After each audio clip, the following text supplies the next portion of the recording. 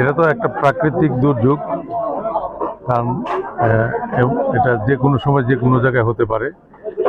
এর জন্য আমরা যেন আগে থেকে সতর্ক থাকি, যেন এই ধরনের কোনো প্রাকৃতিক দুর্যোগ আসলে আমরা হুড়াহুড়ি না করে সাবধানতার সাথে এগুলো মোকাবেলা করি। যারা ক্ষতিগ্রস্ত হয়েছে তাদের প্রতি সমবেদনা জানাচ্ছি।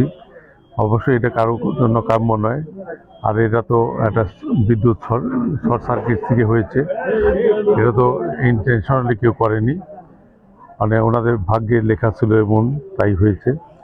তাই আমরা যেন যারা সমাজের সেবা করি বা গরিব মানুষের পাশে দাঁড়াই, এরা কিন্তু গরিব না, কিন্তু এই প্রয়োজনে এই পরিবেশের কারণে এরা ক্ষতিগ্রস্ত হয়ে গেছে। আমাদের সকলের উচিত ক্ষতিগ্রস্ত এই যারা হয়েছে তাদের পাশে দাঁড়ানোর। আমি আমাদের বিএনপির পক্ষ থেকে, দলের পক্ষ থেকে 5টি ঘরে আমরা 1 লক্ষ টাকা, 20,000 টাকা করে 1 লক্ষ টাকা আমরা অনুদান কালকে পৌঁছে দিব।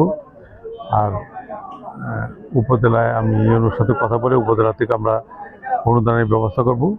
আর আপনারা একটা দরখাস্ত দিন, আমরা মন্ত্রণালয়ের চেষ্টা করব মন্ত্রণালয় থেকে যেন একটি জনাব তারেক রহমানের নেতৃত্বে যে মন্ত্রী পরিষদ হয়েছে, সেই মন্ত্রী পরিষদের যে দুর্যোগ মন্ত্রী আছেন ওনার সাথে কথা বলে ওনার কাছ থেকে একটা অনুদানের ব্যবস্থা আমরা করে দেব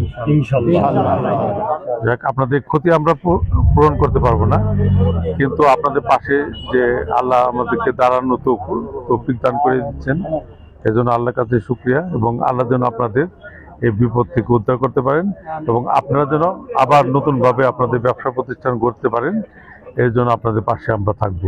এবং আপনারা যারা আছেন এলাকাবাসী, আপনারাও সবাই ওনাদের পাশে থাকবেন, ওনার যেন আগের মতো আবার নতুন করে ব্যবসা প্রতিষ্ঠান গড়ে তুলতে পারেন।